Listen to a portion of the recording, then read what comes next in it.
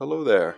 In this video, I'm going to show you how to take the Razor MX350 dirt bike and upgrade the stock 24 volt 350 watt motor to a 1000 watt 48 volt motor. This upgrade increases the acceleration significantly and also adds 10 or 15% to the top speed. Let's jump into the parts list. I've broken it into two sections. On the top is the parts you're going to need, and on the bottom is the tools or extras that are going to make the project easier, and you may already have them. Top of the list is a upgraded battery kit. These stock batteries are 24 volt. You're going to need a 48 volt kit. I've shown the Cobalt kit here, and it includes a charger. Although I would add that I already had some Cobalt batteries and some chargers, so I didn't have to buy this out of pocket. And any 48 volt kit will do, or 2 times 24 volt kit will do. But I've shown a Cobalt kit here. The last thing I'd add is that these are lithium-ion batteries. The beauty about those is that they charge super fast relative to the stock lead-acid batteries, which is pretty awesome. And if you have multiple batteries, you can be swapping them out, so there's no waiting around for the batteries to charge, which is, just maximizes the fun. So highly recommend it. Then we've got the motor upgrade kit. I've seen a ton of these flood the market recently that are super cheap, and they seem to work pretty well. I certainly haven't had any issues with these kits yet. So this one here includes the upgraded motor as well as a controller, and then it's got some extras as well, some keys to get it started. It's got this cool throttle that also has a voltage or a charge level indicator on it, which is pretty cool, and a couple extra things too, including a chain. So this is a great kit, and you can snag it for $88.99. I also found this motor mount kit. This will help you switch out the old smaller motor for the new one, because the mounting plate isn't the same for both of them. First time I did a project like this mounting plate didn't exist, so this thing is a great get for $59.99. Lastly, I've got the battery adapters. I just bought this 2-pack, and I'm running the thing off 2 batteries anyway, so the 2-pack fits perfectly, and it also comes with fuses and switches and some other things, so this is a great kit for this purpose. And it's only $18.99 for that 2-pack. I will be running 2 batteries in series, which is going to take 2 24 volt batteries and up the voltage to 48 volts, which will run the controller and the motor beautifully. Moving on to the project, I managed to snag this Razor MX350 dirt bike on Facebook Marketplace. I saw this listing here. Actually came with an RSF 350 and an MX 350, so it's kind of a 2-for-1 deal for 160 bucks. So I guess you could say I paid 80 bucks for it. Didn't come with any batteries, but it came with a motor, and it came with a separate controller. I think it was actually a 36 volt controller. Didn't end up using it for anything yet. But you can find these things really cheap on Facebook, sometimes for as little as like 20 bucks. I found some, so you're definitely going to need to just pick one up. You won't need a controller or a battery, but things that you are going to want to look for, make sure that the frame is good, and it's nice if the wheels are solid as well. You're going to want to make sure that there's brakes, because we'll reuse the same brakes. But other than that, you should be good. Here's the stock motor. First thing I'm going to do is remove it so that I can swap it out for the new one. You notice this bike here actually came without batteries, so normally I would remove those first, but I didn't have to do that in this particular case. So you can lay the bike on its side, or if you take off the seat, you can also do this upside down, do the bike upside down. But there's all these little kind of Allen key bolts on the bottom. There are 6 that you'll need to remove. The 2 on the bottom that I'm starting off here with actually hold the chain tension piece, and then the 4 above it are the 4 that actually mount the motor. So once you have the motor out, you can set it aside, and you also probably want to remove the chain tension thing as well. Not sure what it's called. Now it's time to slap in this super convenient adapter to go from the old motor to the new bigger motor. As you can see, it lines up with the tension thing nicely with those 2 holes there, and then the other holes are dedicated to converting between the 2 motor mount plates, because they're not the same size. So you can see it'll kind of fit nicely right there. Not on the bottom here, it'll actually go around on the other side, but as you can see, all the holes kind of line up nicely. Alright, so grabbing the plate, I'm going to line everything up nicely, and then it actually also came with all of the fasteners that you need, and so I'd go right with those. I'm not going to reuse the ones that came with the bike. So you've got these big chunky silver ones. Those are the ones that are actually going to mount the motor itself. And then all the black ones here are what you're going to screw through the bottom to actually just attach the adapter to the frame. So here they are.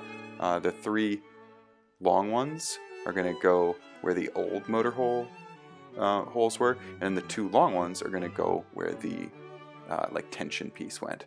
And then for each of them, you've got this split washer here that you're going to want to throw on first. The beauty of a split washer is it really helps everything grip in place when this bike is going to be jostling around. Then on top of the split washer, you just do the normal ring washer there. And so those 2 together are going to create a really, really nice tight fit. Alright, so we got to line up the place nicely so that it mimics the geometry of the underside of the frame here. And then these 3 holes are where those short bolts are going to go that I showed you. So starting to fasten them in by hand, and then you can tighten them down with either an Allen key, or if you've got like a Allen key bit set, you can use that as well. But just started with the hand tightening here, and then fasten them down with a drill. And there you have it. That's what it looks like from the underside, and then from the top side, this is what it looks like. Everything lines up nicely. At this point, give myself a little room to work with by loosening up this chain guard here. It swivels up, gets out of the way, and then put that big boy on the frame. In order to install it, I'm going to use these big silver screws here, again with the split washer and the round washer in the same combo as the black ones. Hand tighten them all into place through the 4 different holes on the mount for the motor. And then once they were hand tightened, swapped over to using a wrench. Had to monkey around to get all 4 into place, but at this point the motor was tightened down nicely.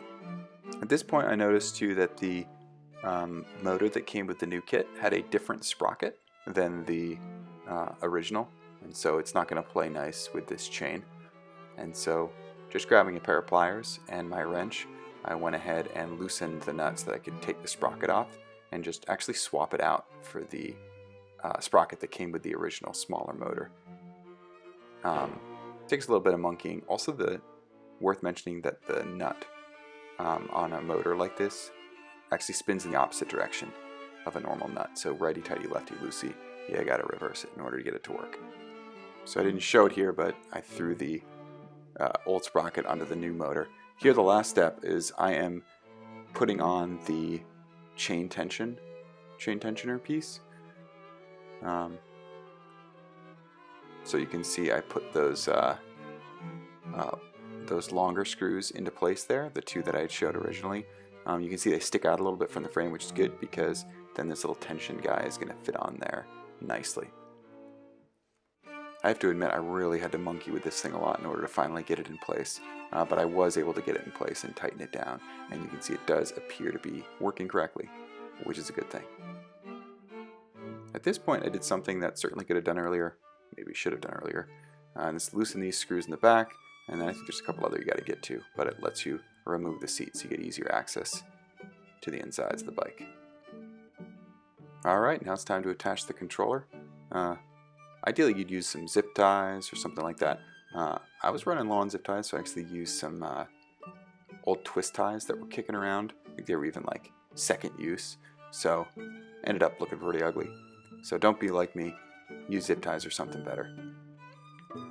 And also I did remove the old throttle.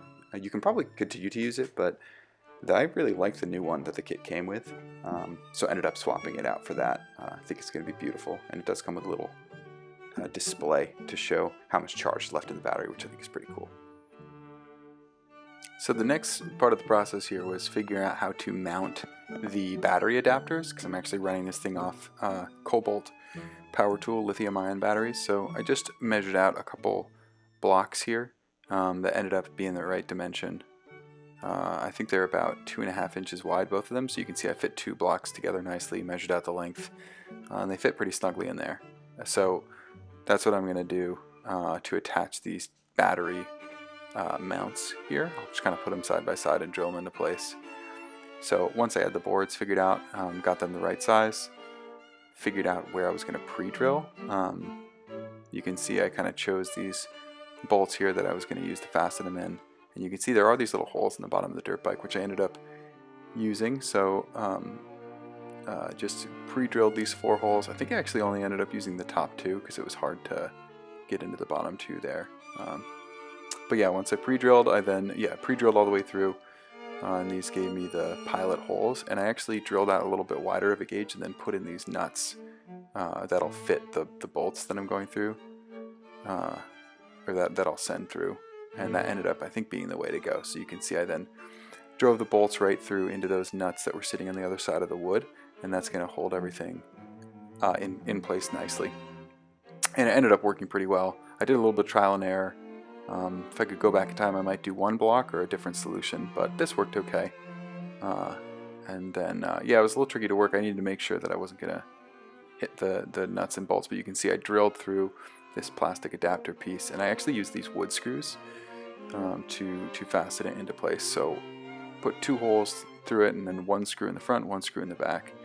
So you can see the adapter's a little bit wobbly, but it did end up working fine. And I did the same thing with the second adapter, and so you can see the batteries snap in nicely. Alright, so now I attached the wires here, so we're going to do them in series because both batteries are 24 volts. And so if you put them in series, as I'm doing here, it'll end up being 48 volts, which is what this controller kit wants. So yeah, I cut the black and red wires that were adjacent to each other and stripped them. And then I'm going to use the shrink tube, slide it into place, attach the wires together. You get fancy if you want to solder, but I honestly just twist them together and then use my heat gun to get the shrink tube to shrink down. And then I actually ended up pre-drilling a hole here and adding a little hook just to hold the wire connection there, to kind of keep it out of the way so it doesn't get stomped, because that would be a bummer. Ended up cutting out the plug from the controller that was the battery plug, and that's the red and black one, because I didn't have an extra plug kicking around to attach the battery adapters to it directly. So I ended up just cutting out the plug from the controller and then putting the wires together and shrinking them up. So yeah, as long as red goes to red and black goes to black, you're good. So yeah, attach it directly. Now the throttle, there's 2 different pieces of the throttle. One is the actual throttle control and the other is for the display. I'm going to feed both right through the little hole here. And yeah, just going to kind of strap everything down. But you can see the throttle plug on the controller that I ended up using plugged in really nicely. No problem. And then this one here as well, that is the display. So I'm going to switch it on here and switch on the key. And you can see here, just testing it out, the display works. And then just picking it up, my assistant here hit the throttle and everything seems to be working correctly, which is great. It's good to do a test before you fasten everything up, just in case you need to troubleshoot. So yeah, I used this like Velcro strip, which you can cut to length. It was pretty good. Probably, you know, using, I'm not sure that this is the best thing to use, but it did work great. Zip ties are a good solution too, but everything did hold into place nicely. And what's great about these ones, the little Velcro straps, so you can reuse them. Put the chain guard back on, so screwing it in here. The one challenge with doing this upgrade is that the chain guard now doesn't fully close because the motor upgrade, this MY1020, actually sits a little bit higher. So I just held it in the place that I wanted, pre-drilled it, and then put the screw right through. So now it just sits a little bit higher, and it actually worked nicely. Next up, I'm going to hook the brake up here. The plug's actually not compatible between the controller and the original brake plug, but that's fine. I just stripped the wires and ended up attaching it directly. The reason that you want the brake here is because when you have the brake down, it means that the throttle actually won't work, which is good. It's kind of like a safety piece. I originally actually didn't plug it in, and it did end up being kind of a safety issue with my kiddo, so you definitely do want to hook this up. Even though the plugs aren't compatible, it'll work perfectly fine. So I did that, twisted the wires together and shrink tubed them, and yeah, we're good to go. Strapped everything into place.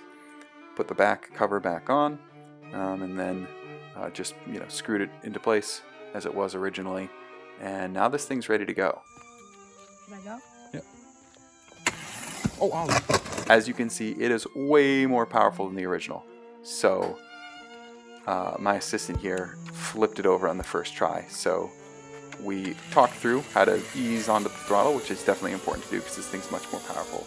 And you can see just with a little bit of instruction, he was letting her rip and having a really fun time. But definitely the original MX350, a lot less powerful, so we worked a lot on braking, cornering, and accelerating in a safe way. And once we did that, we were in a good spot. But here you can see he was still figuring it out. So it had a couple bloopers. But you know, after just a few minutes on it, he got a lot more comfortable with it. And he does, you know, mountain bike and stuff, so that helps a lot because he knows how to do the body weight effectively. But man, he was really enjoying the extra power. I mean, this thing, and it works really well on uphills too, whereas the original MX350 wasn't working so well. I hope this video was helpful and you enjoyed it. If you'd like to see anything else, throw it in comments, and links to all the products are in the video description. Thanks!